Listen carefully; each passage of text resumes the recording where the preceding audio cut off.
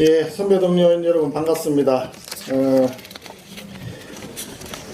오늘 새벽에 이재명 대통령 유엔 총회 기조연설이 있었는데 혹시 보신 분 계십니까? 예, 공식적인 자리에서 대통령의 유엔 기조연설을 자기 감정을 섞어서 보고 싶다, 안 보고 싶다 이런 얘기를 하는 건 적절치 않습니다. 맞죠?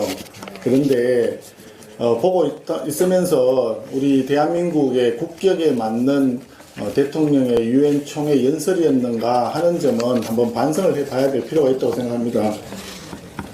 빛의 혁명, 오색빛 응원봉, K컬처 이런 다른 나라 정상들은 아마 무슨 말을 하는지 화성에서 온 남자인가 생각할 가능성이 많습니다. 솔직히 유엔에까지 가가지고 자기 그 국내 정치용 자기 자랑 같은 이야기들을 하는 것이 얼마나 외교에 도움이 될지 국제 외교의 가장 본령이라고 할 수 있는 유엔 총회 연설장에서 듣고 있는 국민의 한 사람으로서 상당히 착잡한 마음이 들었습니다. 누군가 유엔이 이룬 성취가 무엇인지 묻는다면 대한민국의 80년 역사를 돌아보라. 이 말은 정확히 맞는 말입니다. 한번 생각해 봅시다. 1948년 5월 10일 유엔의 감독 아래 대한민국 역사상 처음으로 최초의 자유선거가 치루어졌습니다. 1950년 북한 공산군의 불법 남침에 맞서서 총 22개국의 유엔군 장병들이 대한민국의 자유를 위해 피를 흘렸습니다. 4만 670명의 유엔군 장병들이 전사했습니다. 이재명 대통령이 이런 이야기들은 하나도 하지 않고 일방적인 김정은 짝사랑 같은 이야기만 늘어놓다 보니까 정말 유엔에서 이루었던 80년, 대한민국 80년 역사가 유엔이 이루었던 가장 큰 성취인데 알맹이가 전혀 없는 빈 껍데기 발언이 되고 만 것입니다. 김정은이 며칠 전에 이런 얘기를 했습니다. 한국은 일절 상대하지 않을 것이다. 결단코 통일은 불필요하다. 이미 남북한은 두 개의 국가라고 자기가 천명한 바가 있습니다. 이런 상황에서 왜 대한민국 대통령은 일방적인 구애를 계속해야 되는지 알 수가 없습니다. 그렇다고 구체적인 남북관계 해법을 가지고 있는 것도 아닙니다. 교류하면 관계가 정상화되고 비핵화가 저절로 이루어질 것이다. 이런 근거 없는 장밋빛 환상에 젖은 굴욕적인 대북 짝사랑 언제까지 계속해야 되는 것인지 알 수가 없습니다.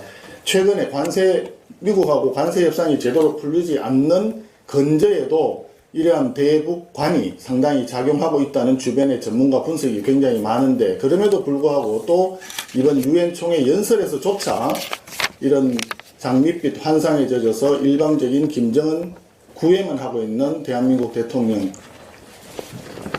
답답합니다. 그다음 어저께 여야 원내대표 간의 정부조직 개편안에 관한 마지막 협상이 있었습니다. 결론부터 말씀드리면 협상은 무의미한 결과로 끝났습니다. 여당은 협상할 의지도 없고 협상에 임하는 태도도 무성의하기 그지없었습니다. 단지 만났다는 신용만 하기 위해서 만난 것 같습니다. 이렇게 대화와 협상을 요식 절차점으로 여기고 거부한다면 더불어민주당에는 당의 원내대표라는 직책이 왜 있는지 이해하기가 어렵습니다. 지금 우리 당에 안 보이네. 법사위 간사 선임을 더불어민주당에서 일방적으로 부결시킨 바 있습니다. 또 농해수위 간사도 우리 당에서 새로이 김선교 의원님을 선임을 해달라고 했는데 그것도 이유 없이 지금 거부당하고 있는 상태입니다. 정부조직법 개편안을 지금 개정안을 일방적으로 처리하겠다고 하는데 정부조직 개편의 내용에 대해서 정부에서조차 직접 당사자들인 정부 공무원들조차 내용을 잘 모르고 있습니다. 직제령이 어떻게 되어가냐고 물었더니 직제령을 지금 준비 중이라고만 합니다. 그런데 9월 25일이면 내일입니다. 내일 본회의에서 통과되면 정부에 이송이 되고 그러면 일주일 뒤에는 공포되고 시행이 됩니다. 그럼에도 불구하고 아직까지 정부 조직 개편이 정확하게 어떻게 되는지를 정부 공무원 자체가 모르고 있는 이런 현상이 왜 벌어져야 되는지 이해할 수 없습니다. 그래서 오늘은 우리가 결단을 내려야 할 시점이다 라고 하는 말씀을 드리고 싶습니다. 오늘 의총에서 시간이 좀 걸리더라도 내일 본회의에 대응 방안을 결론 내리고자 합니다. 더 이상 우리가 절대 다수를 점하고 있는 더불어민주당에 끌려다닐 수는 없습니다.